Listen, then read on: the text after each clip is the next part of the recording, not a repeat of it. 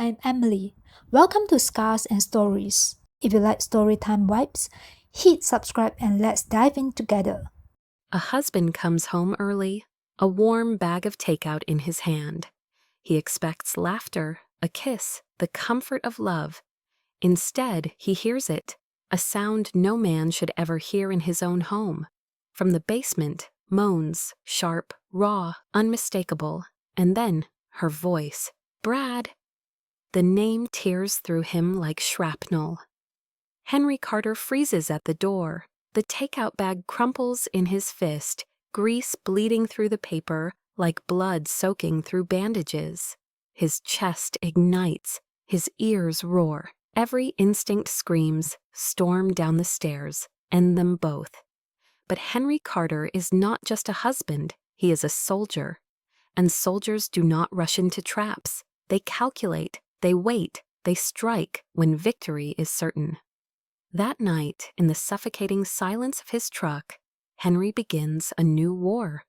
Not on foreign soil, not with rifles and comrades, but in the walls of his own home. And Sarah, his beloved Sarah, has no idea she has just awakened the soldier in him. The clock on the dash reads 2:03 a.m. Henry grips the steering wheel so hard the leather groans. His knuckles whiten, veins bulge, but his eyes, cold, calculating. He replays the sound again and again. The moans, her voice, that name. Each echo buries itself deeper, carving scars into his bones. Rage would be simple, rage would be loud, but Henry chooses silence, and strategy.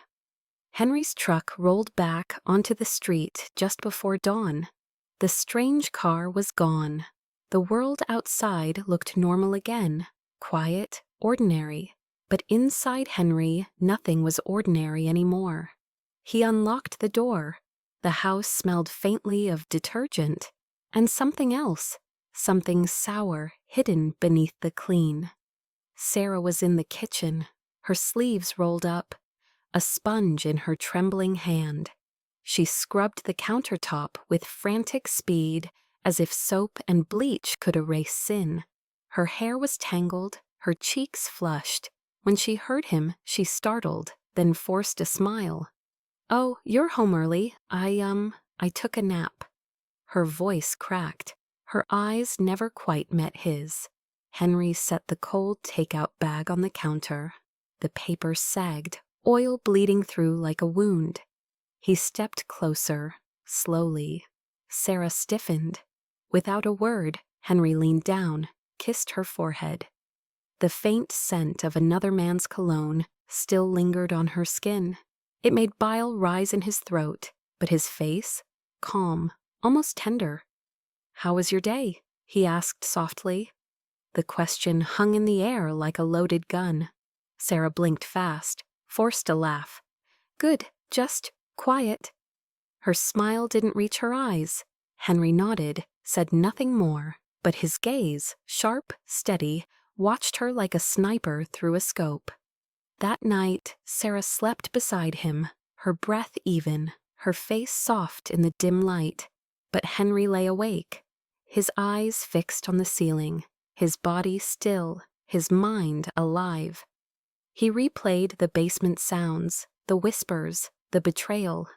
Each memory turned sharper, cleaner, like a blade being honed.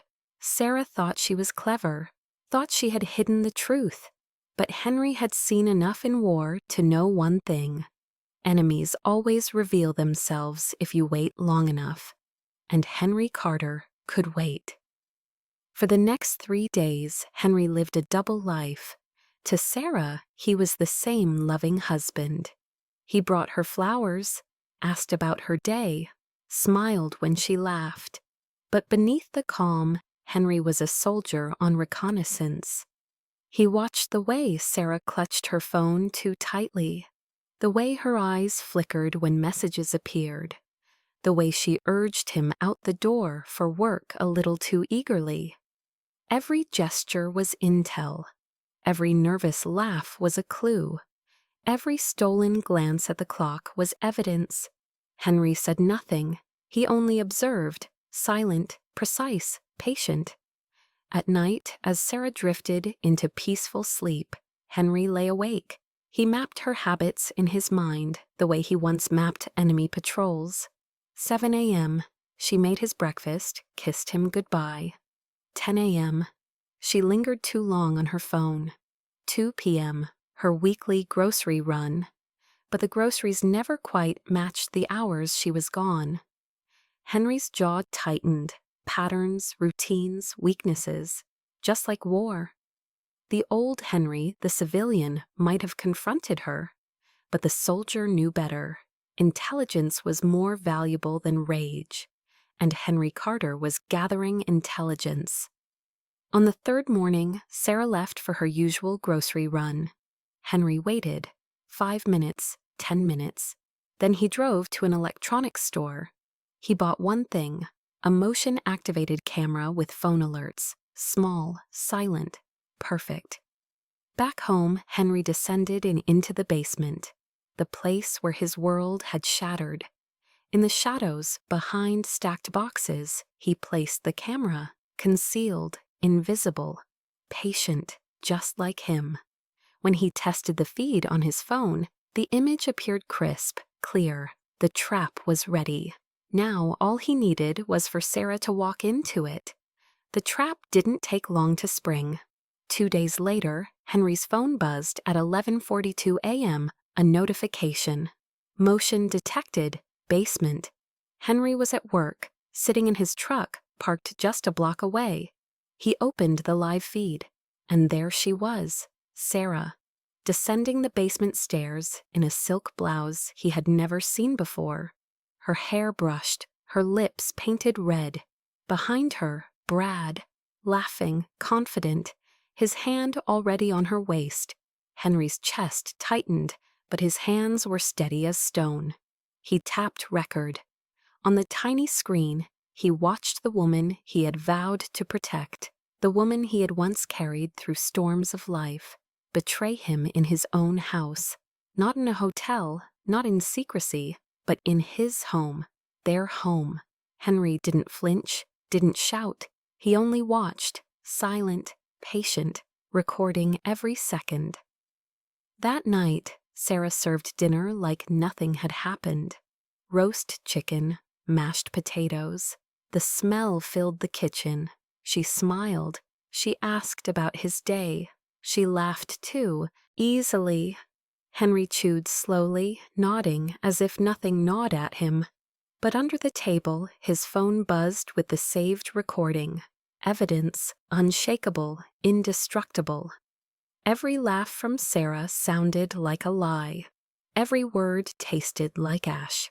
Henry studied her, memorizing the curve of her smile, the softness of her hands, the way she touched his shoulder lightly, as if her betrayal hadn't just burned his soul to the ground. The next morning, Henry drove 2 hours north to a quiet diner near an old military base. 2 men were already waiting in a booth. Jack Murphy and Cole Ramirez, both former soldiers, brothers in arms from another life. Jack was broad, with a scar slicing across his cheek. Cole was wiry, sharp-eyed, restless.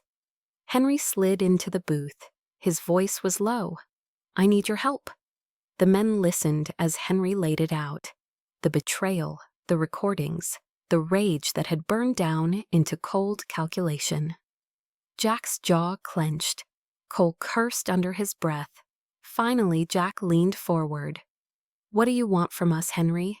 You want justice, or you want revenge?" Henry's eyes didn't waver.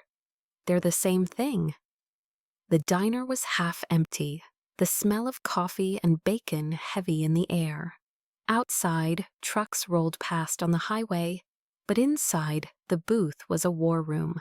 Henry unfolded his phone, showing the frozen frame. Sarah, Brad's hands on her waist, the betrayal captured in cold pixels. Jack's fist slammed the table. Cups rattled.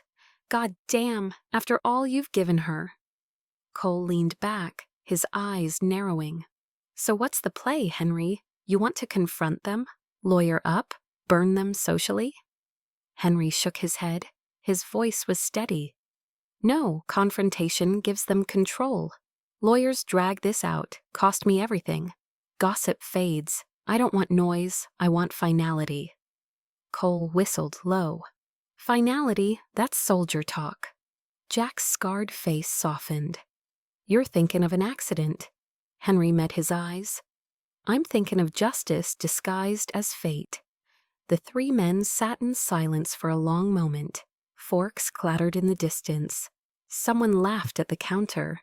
The ordinary world spun on, oblivious. Then Jack leaned in, his voice gravelly. All right, if this is war, you need an alibi. Something airtight. You can't just disappear when it happens. Henry nodded slowly. I was counting on that. Cole smirked, tapping the table with 2 fingers like a drumbeat. I know a guy runs a scrapyard, cash jobs, no paper trail.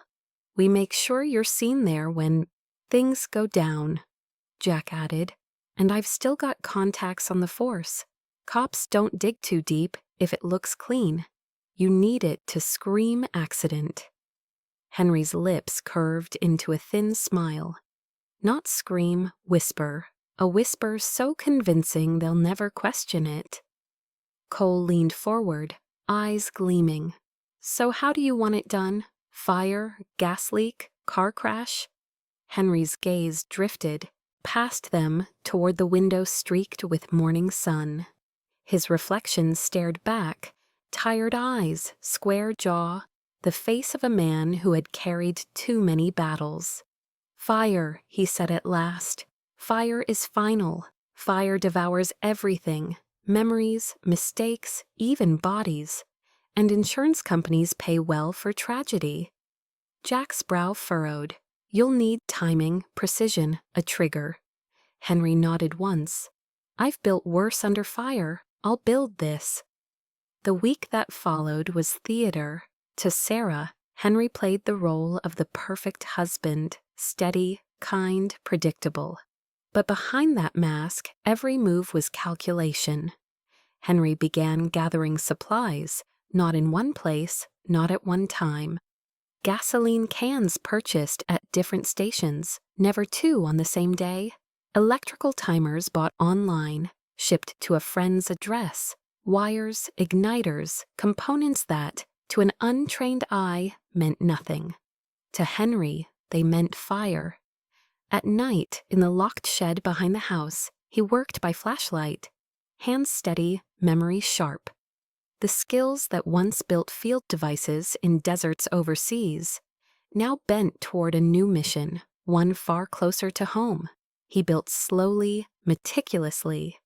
A soldier's patience, a predator's focus. Meanwhile, Sarah grew bolder. She hummed while cooking dinner. She lingered on her phone, smiling at messages she thought Henry never noticed. She left earlier for errands, returned later, her excuses thin. And Henry, he never challenged her. That was the cruelty of it. The silence. Sarah thought she was clever, thought her husband was blind. But every lie, every giggle on the phone, every careless glance, it was all ammunition for Henry's war. At night, lying beside her, he would watch her sleep. The rise and fall of her chest, the calm of her face. She looked innocent, almost angelic, but Henry no longer saw an angel. He saw a traitor sleeping under his roof. One night, Sarah whispered in her sleep. Henry turned his head. Her lips parted and a name slipped out. Brad. Henry stared at her in the dark, his face unreadable. In another life, in another world, he might have wept. Now he only memorized the sound. Another nail in the coffin of what they once had. He rolled onto his back, eyes fixed on the ceiling, and in his mind, the fire was already burning. The shed smelled of gasoline. Henry stood over the device, wires coiled tight, timer locked in place, the igniter nestled like a serpent ready to strike. He had built many things in his life, weapons, defenses, tools of war, but never something so personal, This wasn't just a device. This was judgment. Henry exhaled slowly, his breath fogging in the cold night air. It was ready. A week later, Henry met Jack and Cole again.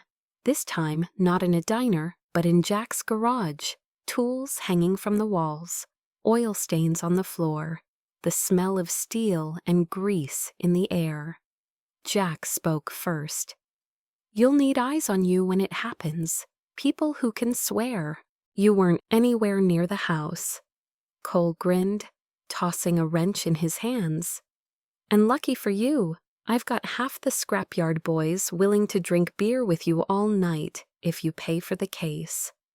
Henry gave a rare smile. "Good. Make sure they remember me." Jack's tone grew darker. "And the fire?" Henry's eyes hardened. "It will burn clean, no trace. By the time the flames die, there'll be nothing left but ash." One evening, Henry returned early and heard her whispering on the phone. "Soon, yes, we'll figure it out. I can't keep living like this. He'll never know." Brad's voice crackled faintly through the speaker.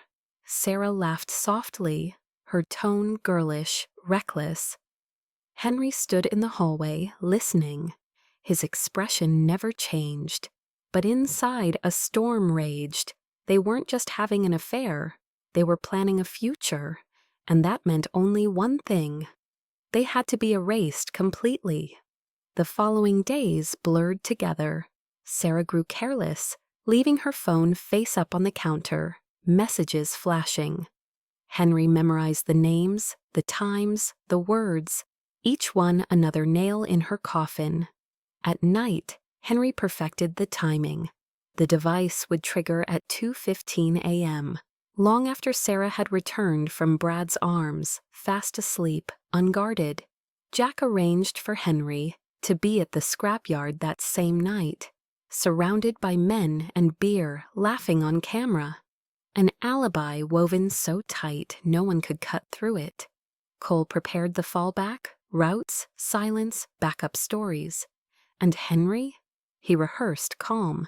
Because the night he lit the fire, he would need to act grief, not triumph. The night arrived like a storm that no one could see. At 8 p.m., Sarah dressed carefully, slipping into a red dress Henry had never seen before. She looked at herself in the mirror, lips painted bright, eyes glowing with a secret she thought she kept well. Henry sat in the living room, polishing his boots, his face calm, his hands steady. "Going out?" he asked. Sarah hesitated, then smiled too quickly. "Just meeting a friend. Don't wait up." Henry nodded once. "Be safe." His tone was so even, so gentle, that Sarah never noticed the shadow in his eyes. When the door closed behind her, Henry slipped into the shed. He checked the device one last time. Timer, wires, fuel, everything precise, everything ready. At 10:30, he drove to the scrapyard. Jack and Cole were waiting, beer already flowing, men laughing around a barrel fire. Henry joined them, smiling, clinking bottles. Cameras caught it all. The perfect alibi. At 2:07 a.m., Sarah and Brad stumbled into the house. They laughed, whispered, their hands tangled. Sarah kicked off her heels by the door, Brad kissing her neck, as they disappeared down the hall. The house swallowed them whole. At 2:15 a.m., the timer clicked. The igniter sparked. The gasoline vapors bloomed like a deadly flower. Flames erupted, hungry, roaring, devouring curtains, wood, oxygen, itself. Within seconds, the living room became an inferno. Sarah's scream cut the night. Brad shouted, coughing, stumbling through smoke. But the fire was faster. The fire had been trained to win. Neighbors woke to the blaze, rushing outside in horror as the Carter home burned like a beacon of hell. Back at the scrapyard, Henry raised a bottle with the men, laughing at a joke he didn't hear. Then, faint in the distance, sirens. His heart knew before his ears confirmed. The fire, It had begun. Henry stood, his face twisting into the perfect mask of alarm. What the hell? Sirens near my street! He grabbed his keys, sprinted to his truck. Jack shouted after him, loud enough for everyone to hear, "Go, Henry, go!" Every witness remembered it. Every camera caught it. The grieving husband rushing to disaster. When Henry arrived, the house was already collapsing. Flames clawed at the sky, firefighters dousing water into the inferno. Henry fell to his knees on the street, screaming her name. "Sarah, Sarah!" Neighbors held him back. He fought against their arms, his voice raw, his body convulsing with what looked like grief. But inside, beneath the performance, Henry felt nothing but silence, and in that silence, victory. By dawn, the Carter house was nothing but a blackened skeleton. Smoke curled into the sky, the smell of charred wood and flesh clinging to the air. Firefighters pulled 2 bodies from the ruins, 1 male, 1 female. The neighbors watched in silence, their faces pale. Some whispered prayers. Others covered their mouths in shock. Henry stood behind the police tape, his clothes rumpled, his hands trembling, his eyes locked on the body bags as they were carried out. "Sarah," he whispered, just loud enough for those around him to hear. His knees buckled. 2 officers caught him before he hit the ground. The image was perfect. The broken husband, the grieving widower. Detectives arrived by mid-morning. They circled the ruins, taking photos, speaking to neighbors. One, Detective Harris, approached Henry. "Mr. Carter, I'm sorry for your loss. We'll need a statement." Henry's voice cracked. "Of course, anything?" He told them the story. He had been at the scrapyard, drinking with friends. Jack and half a dozen men confirmed it. Security footage showed Henry raising a bottle, laughing miles away at the exact time of the fire. The detectives noted it down. Harris's eyes softened. "Tragic accident. Gas lines this old can be a nightmare. We'll run forensics, but, Mr. Carter, you should prepare yourself. Nothing could have saved them."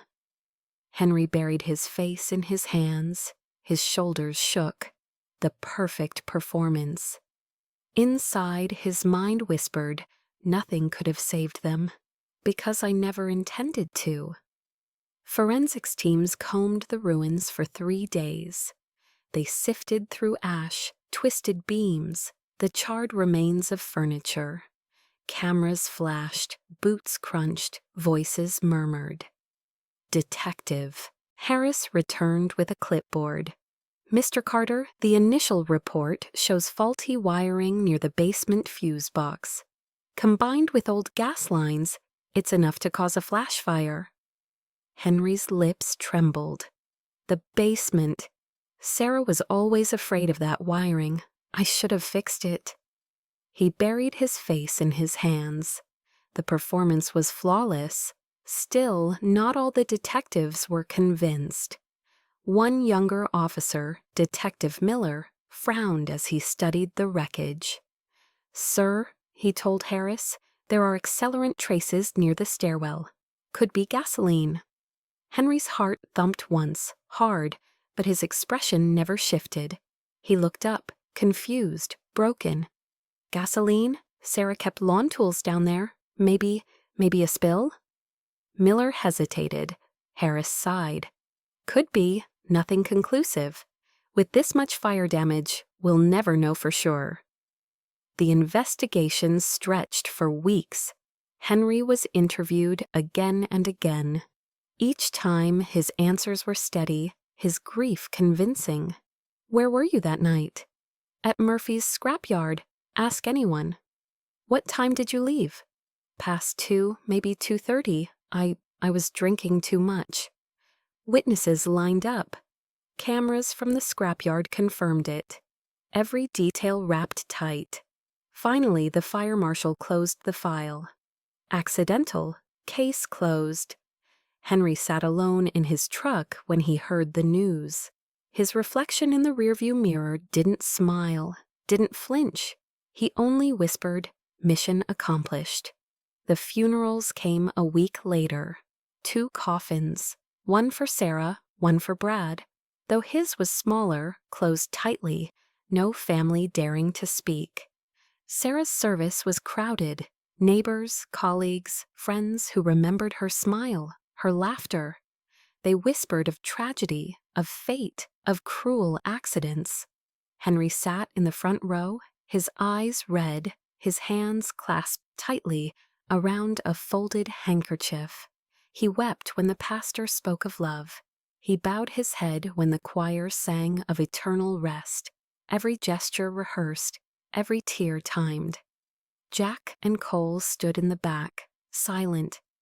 They alone knew the truth. The man weeping in black was not broken. He was victorious. Weeks turned into months. The ashes of the Carter house were cleared away, replaced by an empty lot surrounded by weeds. Insurance money came quickly, too quickly. The company called it an unfortunate tragedy. They handed Henry a check large enough to buy silence. Henry moved to another town, 200 miles away. A quiet place, new faces, new neighbors who knew nothing of Sarah, nothing of Brad, nothing of the fire. In public, he was the grieving widower rebuilding his life. He volunteered at the Veterans Hall, attended church, smiled politely at the grocery store. But behind closed doors, Henry was a man of silence. He ate alone, slept alone. And every so often, he would light a single match, watching the flame curl and dance before blowing it out. Not out of guilt, out of memory, out of control. Sarah thought she was clever. Brad thought he had stolen another man's wife without consequence. But Henry Carter was not just a husband, he was a soldier. And soldiers do not forgive betrayal, they erase it. In the end, Sarah and Brad found their eternity in ashes, and Henry walked away untouched, his war complete. But victory has its cost. Henry now lives surrounded by silence. He won his war, yes, but he lost something greater, the part of himself that still believed in love. And that perhaps is the darkest revenge of all. Because betrayal can destroy a marriage, but revenge can destroy a soul.